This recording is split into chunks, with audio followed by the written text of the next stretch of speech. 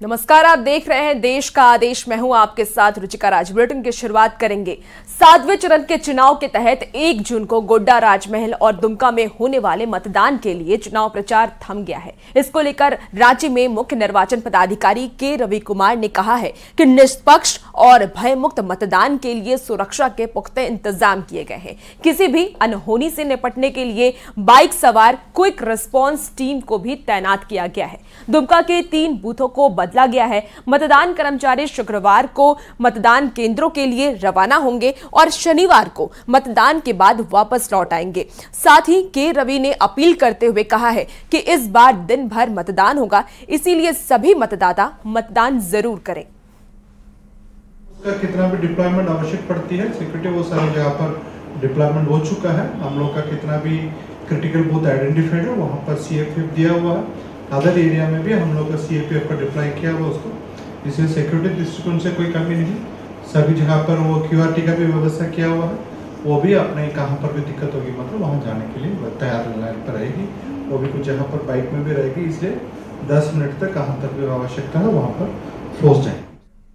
चुनाव प्रचार का शोर खत्म हो गया है, लेकिन पार्टियों के बीच वार और पलटवार का सिलसिला जारी है। इस बीच बीजेपी और जेएमएम कल्पना सोरेन को लेकर एक दूसरे पर हमलावर होते नजर आए। तो बहुत लंबी लाइन खड़ी कर दी थी यहाँ, रक्षा मंत्री, गृह मंत्री, प्रधानमंत्री, कई एक राज्यों के मुख्यमंत्री और कई एक मंत्री, लेकिन सबके सामने एक अकेली कल्पना सोरेन और हमारे मुख्यमंत्री चंपाई सोरेन, इन्होंने एक ऐसी लंबी लकीर खींची, सभी बौने पड़ गए। कल्पना सोरेन जी भारी पड़ी हैं, ऐसा कुछ नहीं है। कल्पना सोरेन जी के पति अभी जेल में है, पूर्व मुख्यमंत्री हेमंत सोरेन जी। झारखंड प्रदेश के लोग बड़ा भावुक होते हैं, सुनने के लिए लोग आ जाते हैं, ये अलग विषय है। लेकिन भारतीय जनता पार्टी ने इस लोकसभा चुनाव में जिन मुद्दों को लेकर लोकसभा चुनाव में उतरी, आज विपक्ष के पास कोई वैसा मुद्दा नहीं है। पूरा विपक्ष मुद्दा विहीन और नेता विहीन है। प्रधानमंत्री नरेंद्र मोदी के कन्याकुमारी प्रवास पर बीजेपी और इंडिया गठबंधन ने घमासान मचा हुआ है।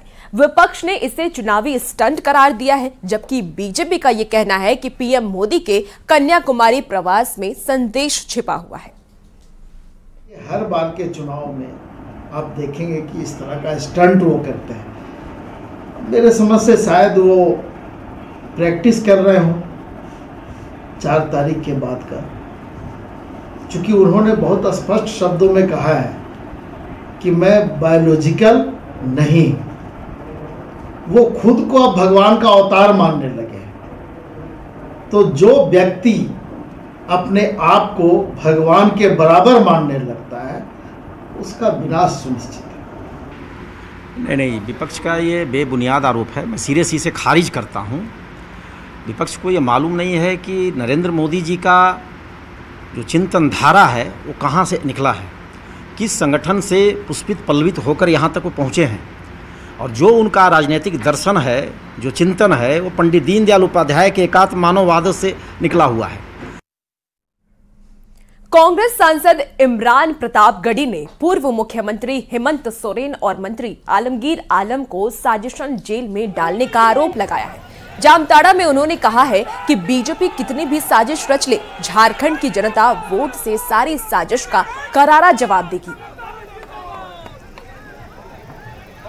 झारखंड के लोग तो सीधे साधे हैं, जब चाहेंगे आलमगीर आलम को उठाएंगे और जेल में डाल देंगे, लेकिन झारखंड की जनता कुछ बोलेगी नहीं। लेकिन मैं तो आज राजमहल से लेकर के दुमका तक जो आवाम का जोश और जज्बा और हौसला देखता हुआ आ रहा हूं, वो ये बता रहा है कि हम आतिशे सोजा में भी हक बात कहेंगे, कुंदन की तरह दहर में ताबिंदा रहेंगे।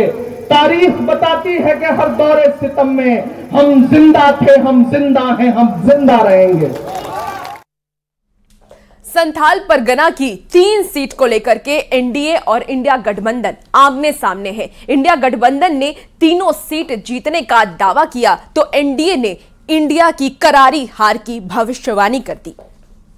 लगता है गोड्डा में जिस तरह की योजनाओं को लेकर निशिकांत दुबे आए हैं, जनता उन्हें भारी बहुमत से जिताएगी और कांग्रेस एक बार फिर से जीत का स्वाद चखने से रह जाएगी। और मैं दावे के साथ आपको कहता हूं कि जो कॉन्फिडेंस भारतीय जनता पार्टी के प्रत्याशी में होना चाहिए, उनके नेताओं में होना चाहिए, उसकी कमी भारतीय जनता पार्टी खुद महसूस कर रही है। इसलिए मैं आपको कह रहा हूं कि भारतीय जनता पार्टी की हार गोड्डा में, राजमहल में और दुमका में सुनिश्चित है। जनता उनका विरोध कर रही है, वर्तमान सांसद का, और हमारा मार्जिन भी बहुत ही कम था। तो हमें यह लगता है कि उस मार्जिन को काटते हुए हम इस बार का लोकसभा भारी मतों से जीतने का काम। कहाँ हुए अच्छे दिन, इसलिए भारतीय जनता पार्टी के तमाम नेता दहशत में हैं, चुनाव हार रहे हैं और झारखंड के 14 में से 14 सीट इंडिया गठबंधन जीतेगी।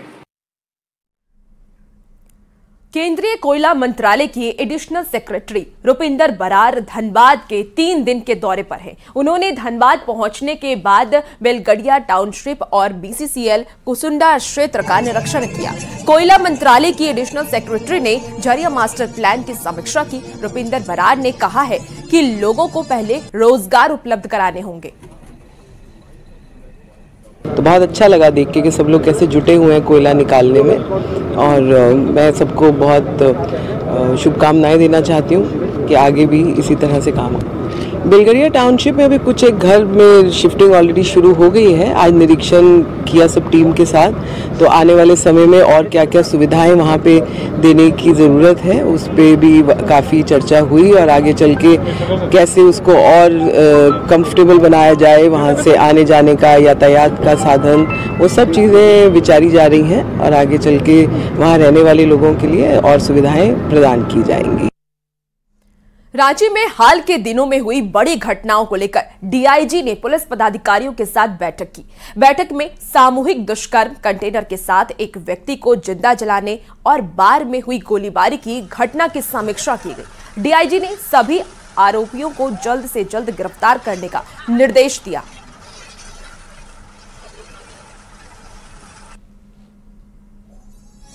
काफ़ी डिटेल अपराध और विधि व्यवस्था समीक्षा मीटिंग जो है यहाँ पर की गई, जिसमें जो senior SP Ranchi, city SP Ranchi, rural SP Ranchi और कुछ डीएसपीज थे।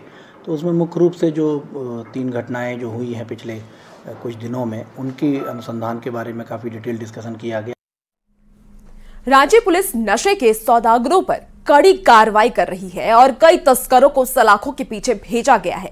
इसको लेकर रांची पुलिस ने मुहिम की शुरुआत की। सिटी एसपी राजकुमार मेहता ने बताया है कि शहर को नशा मुक्त कराने के लिए कई गाइडलाइन जारी करने पड़ेंगे और 6 जून को होने वाली अगली बैठक में तैयारी की समीक्षा की जाएगी।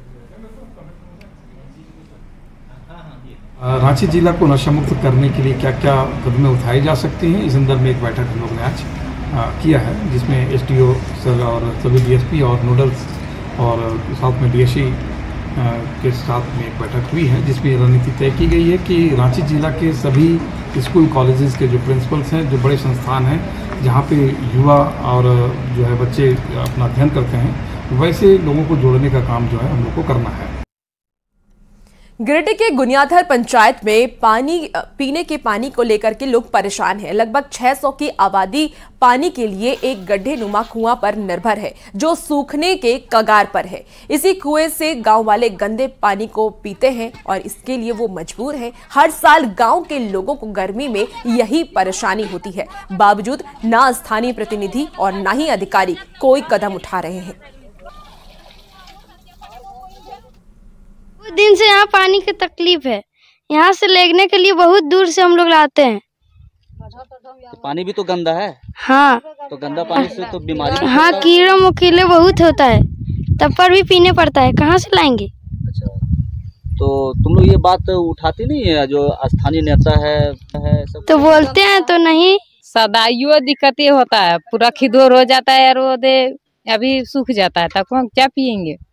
ये मामला हर बार हाईलाइट होता है हर गर्मी के मौसम में, लेकिन कोई सुनता नहीं है। कोई सुनता नहीं। टणिया पर को पानी देता है, सब पूरा मछली मुंह पट्टी दे दो, यहाँ टणिया पर को देवे न करवा। कितना लोग परेशान है पानी से, कितना आबादी लगभग? 20 सड़िया है। 20 सड़िया बोले तो 500-600 का आबादी।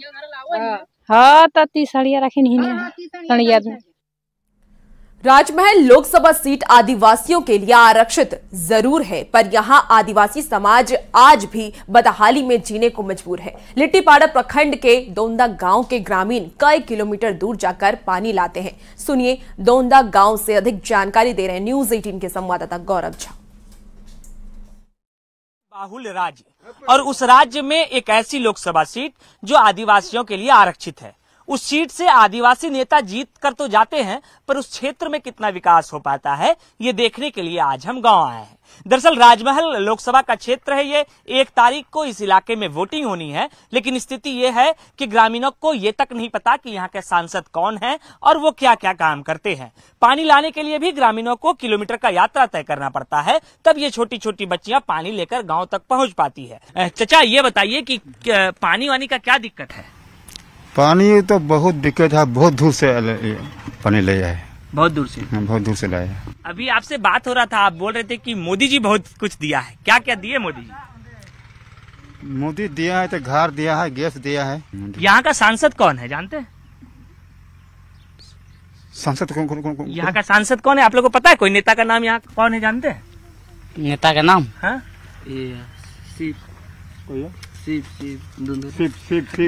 नहीं, यहाँ का सांसद विजय हांसदा। आप लोग पहचानते हैं विजय हांसदा को? विजय हांसदा कभी आए? की उम्र पढ़ने की है, लेकिन वो दूर दराज इलाके से पानी लेकर आती हैं। बाबू कितना दूर से पानी लाए आप? बहुत दूर। बहुत दूर से? हाँ। तो कब कब ये पानी लाते हैं? इसका वजन तो बहुत लगता होगा। हाँ? बहुत वजन लगता है कि कई सारी योजनाओं का लाभ तो इन्हें मिल जाता है, लेकिन हकीकत ये है कि ये अपने राजनेताओं को पहचानते तक नहीं है। लोकतंत्र को परिभाषित करने वाला ये कैसा चुनाव है कि जिस चुनाव में जो नेता यहाँ वोट मांगने के लिए आएंगे, वो नेता जब 10 साल तक इस इलाके में राज कर चुके हैं, तो उस दौरान अपने जनता को, अपने लोगों को, अपने समाज के लोगों को वो अपना नाम तक नहीं याद दिला पाए हैं, तो उन योजनाओं का लाभ वो क्या ही पहुंचा पाएंगे। कैमरा पर्सन संत के साथ गौरव झा, न्यूज 18 राजमहल।